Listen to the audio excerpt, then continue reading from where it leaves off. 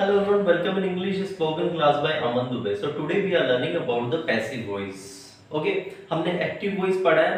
Active voice का मतलब होता है टेंसेस और पैसिव वॉइस का मतलब पैसिव वॉइस जो है बिल्कुल टेंसेस की तरह काम नहीं करती, ये अलग तरीके से काम करती है. पैसिव का मतलब होता है निष्क्रिय और वॉइस का मतलब होता है आवाज.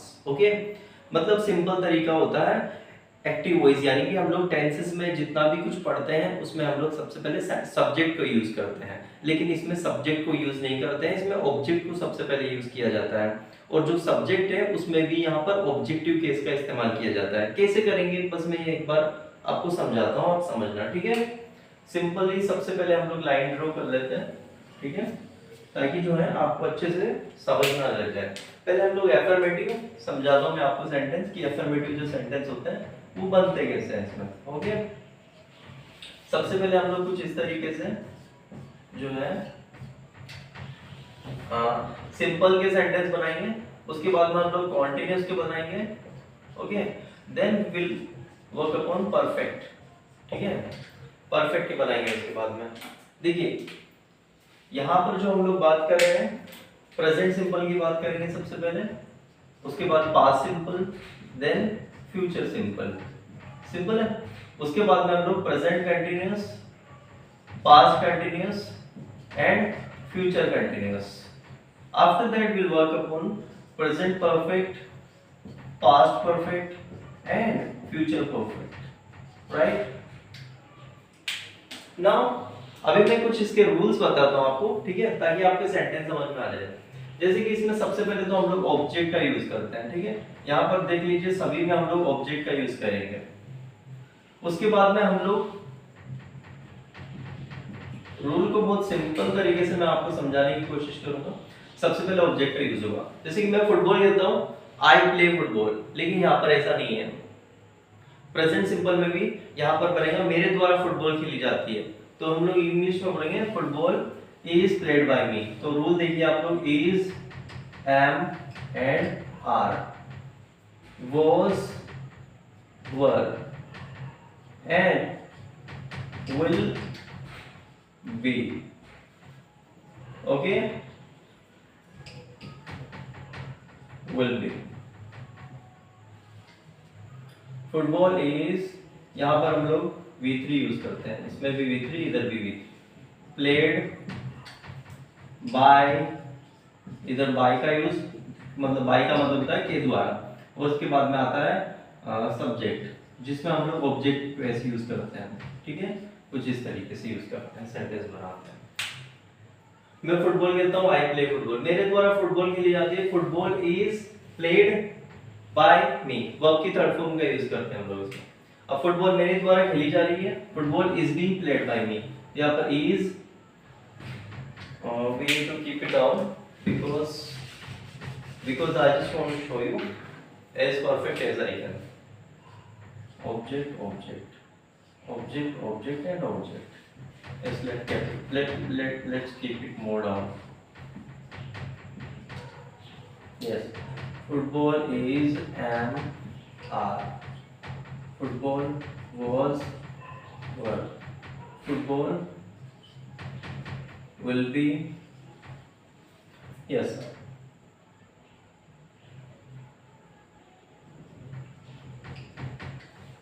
इसके बाद में इसमें हम लोग जो प्रेजेंट सिंपल होता है, पास्ट सिंपल या फ्यूचर सिंपल, उसमें देखिए हम लोग इज एम आर का यूज करते हैं.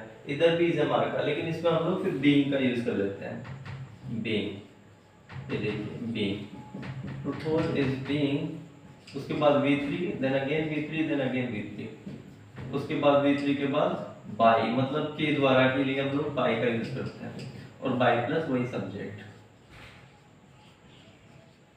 ठीक है, वो फुटबॉल खेल रही है, she is playing football, football उसके द्वारा खेली जा रही है. Football is being played bye हर, वो फुटबॉल खेल रहा है, ही इज प्लेइंग फुटबॉल, उसके द्वारा फुटबॉल खेली जा रही है. Football is being played by him. Objective case कुछ इस तरीके से यूज करते हैं हम लोग. अब हम लोग परफेक्ट पे चलते हैं. फुटबॉल उसके द्वारा खेली जा चुकी है. Football has been played by him, तो इधर हैज या फिर हैव. ओके, इधर हैड यूज करेंगे. इधर will have। ओके, इसके बाद में एक सिंपल सी चीज आती है बीन।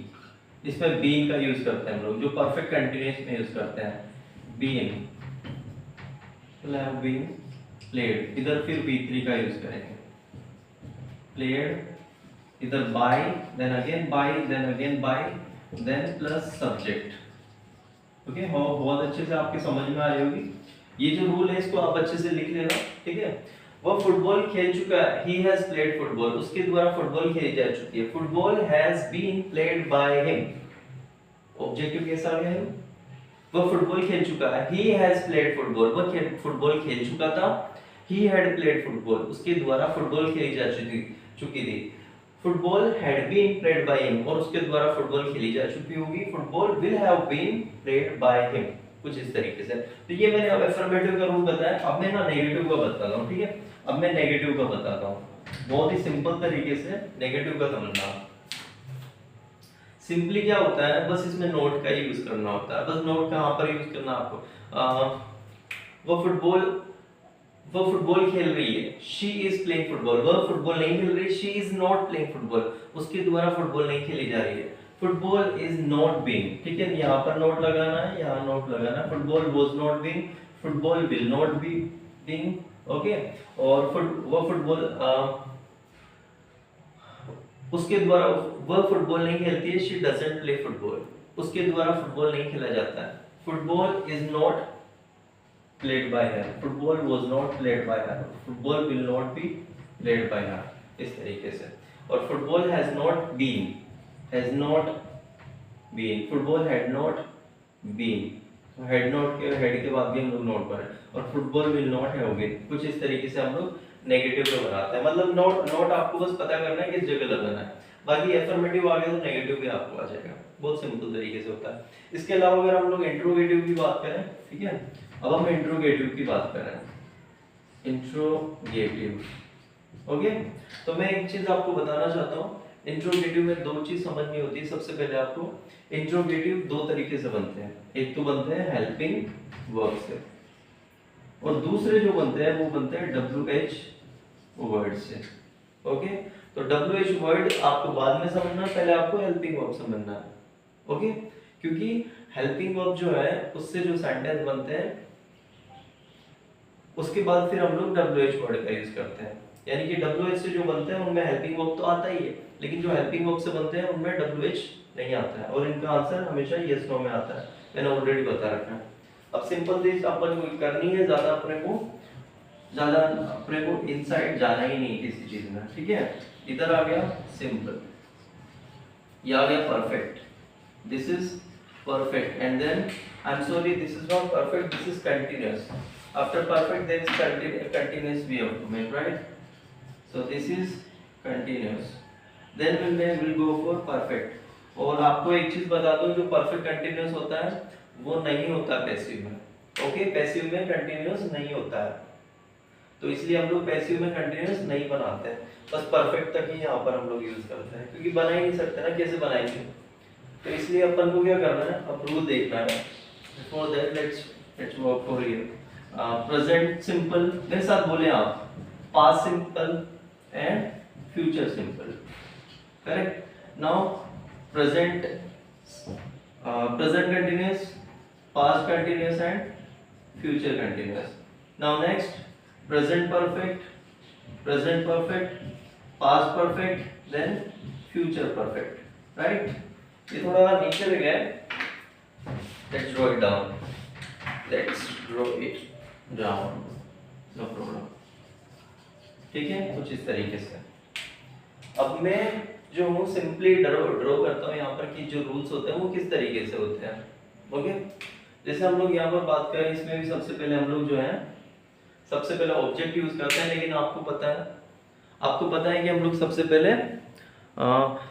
हम लोग जो है जब भी इंट्रोगेटिव सेंटेंस बना रहे हैं तो इंट्रोगेटिव में हम लोगों को या तो हेल्पिंग वर्ब का यूज करना है या WH का वर्ड का यूज करना है। जैसे क्या वो फुटबॉल खेल रही है, इज शी प्लेइंग फुटबॉल, या क्या वो फुटबॉल खेलती है, डज शी प्ले फुटबॉल, इसमें डू डज का यूज नहीं होता है। ओके, प्रेजेंट सिंपल में हम लोग डू डज यूज करते हैं और पास्ट में डिड यूज करते हैं पास्ट सिंपल में, लेकिन हम लोग ये पैसिव वॉइस में डू डज का यूज करते ही नहीं है। ओके, इसलिए इसमें भी हम लोग यूज नहीं करेंगे।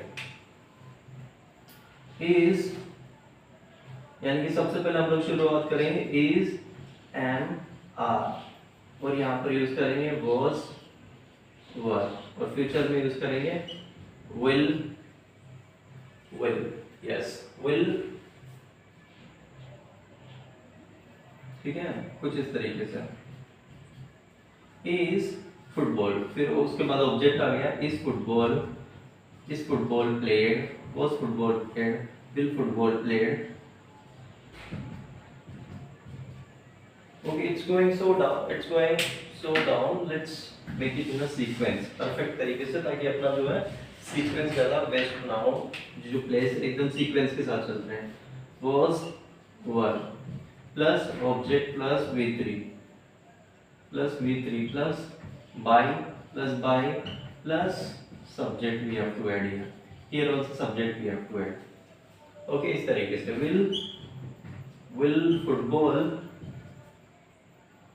will football be, okay, will football be played by you, या फिर will football be played by me, ठीक है। आई का सब्जेक्ट, आई का जो ऑब्जेक्टिव केस होता है वो मी होता है, इसलिए मैं यहाँ पर मी का यूज कर रहा हूँ, ठीक है। ही का हिम हो जाता है, शी का हर हो जाता है, नेम का नेम रहता है, इट का इट हो जाता है। उसके बाद में कंटिन्यूस की बात करें, वापस से is am are, was and were, will only will। इस एमआर की क्या मेरे द्वारा फुटबॉल खेली जा रही है, इज फुटबॉल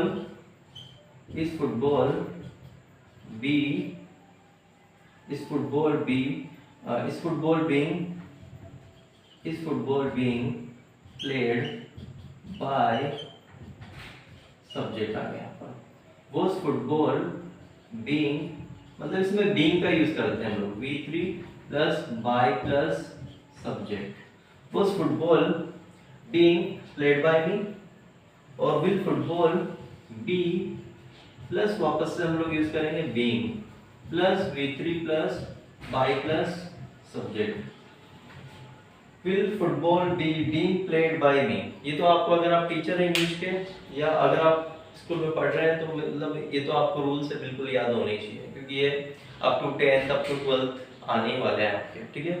12th क्लास तक चलने वाला है, उसके बाद कंपटीशन में भी अगर आप आएंगे कॉम्पिटिटिव एग्जाम में तो भी आपको आना चाहिए, क्योंकि ये याद नहीं होगा तो फिर आप कैसे समझेंगे सेंटेंस को, ठीक है, इस तरीके से। और इसके बाद में हम लोग अगर हम लोग परफेक्ट टेंस की बात करें तो उसमें आपको पता है हैज हैव का यूज करते हैं, हैज हैव, ठीक है, इधर हैड का यूज करेंगे, ठीक है, इधर विल का यूज करेंगे। अपन विल की जगह शैल का भी यूज कर सकते हैं, ठीक है, आपको हमेशा से मैंने बताया विल की जगह हम लोग शैल का भी यूज कर सकते हैं आई और वी के साथ में।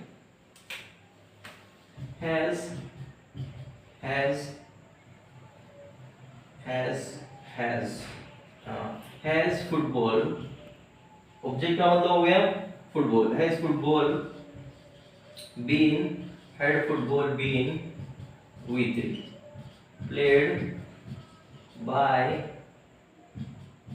played by me, क्या गया सब, had football been played by me, क्या मेरे द्वारा फुटबॉल खेली जा चुकी थी, और क्या मेरे द्वारा फुटबॉल खेली जा चुकी थी, will football have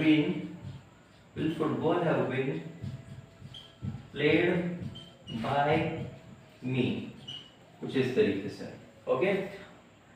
अगर हम लोग WH वर्ड्स की बात करें तो WH वर्ड्स में एक सिंपल सी चीज समझिए, तो मैंने हेल्पिंग वर्ब से बनाया है, ठीक है। क्या मैं फुटबॉल खेलता हूँ, डू आई प्ले फुटबॉल, क्या मेरे द्वारा फुटबॉल खेली जाती है, is football played by me, क्या मेरे द्वारा फुटबॉल खेली गई, was football played by me, क्या मेरे द्वारा फुटबॉल खेली जाएगी, will football be played by me, और क्या मैं फुटबॉल खेल रहा हूँ, एम आई प्लेइंग फुटबॉल, क्या मेरे द्वारा फुटबॉल खेली जा रही है, is football being played by me, क्या मेरे द्वारा फुटबॉल खेली जा रही थी, was football being played by me, और क्या मेरे द्वारा फुटबॉल खेली जा रही होगी, will football be being played by me. हालांकि कंटीन्यूअस का बनता नहीं लेकिन हमने बनाया है, क्या मेरे द्वारा फुटबॉल खेली जा चुकी होगी, विल फुटबॉल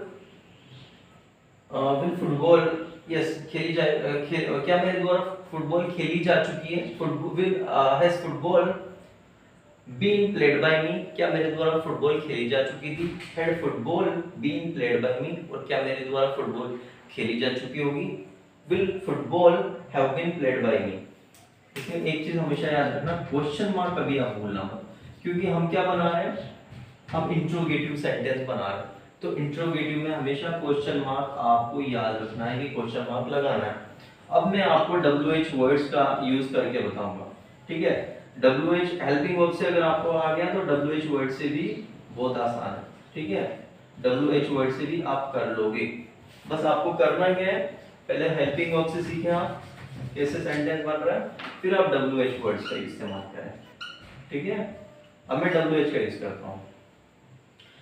मेरे द्वारा फुटबॉल कहां पर खेली जाती है, where is football played by me, where is football played by me, मेरे द्वारा फुटबॉल कहां खेली गई, where was football played by me, और मेरे द्वारा फुटबॉल कहां खेली जाएगी, where football will be played by me. ये देखिए, where will football be being played by me, मेरे द्वारा फुटबॉल कहां खेली जाएगी, where will football be played by me, इस तरीके से। हालांकि इधर कंटीन्यूअस नहीं बनाते हैं, ये इसी वजह से कंफ्यूजन आ रहा है।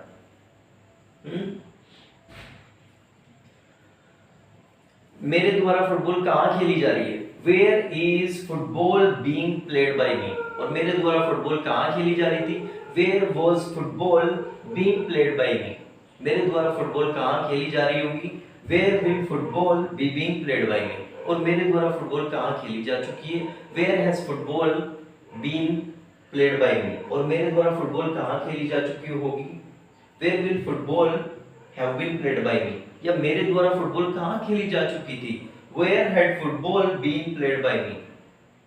इस तरीके से आप where की जगह और भी यूज कर सकते हो, why लगा सकते हो, मेरे द्वारा फुटबॉल क्यों खेली जाती है, why is football played by me, why is football played by me। देखिए आपको जो है ये जो है इस तरीके से एक बार समझना होगा, ठीक है। आप प्रैक्टिस करें, बार बार रिवीजन करें, revision is the key to understand everything, okay. आपने पढ़ा कितनी बार है, कितनी बार सब्जेक्ट कंप्लीट कर लिया है, मतलब आपने कंप्लीट कर लिया, that doesn't matter, only matter is how much time has your revision done, okay, so that is more important, revision is the key, okay, revision is the game of digestion, ठीक है।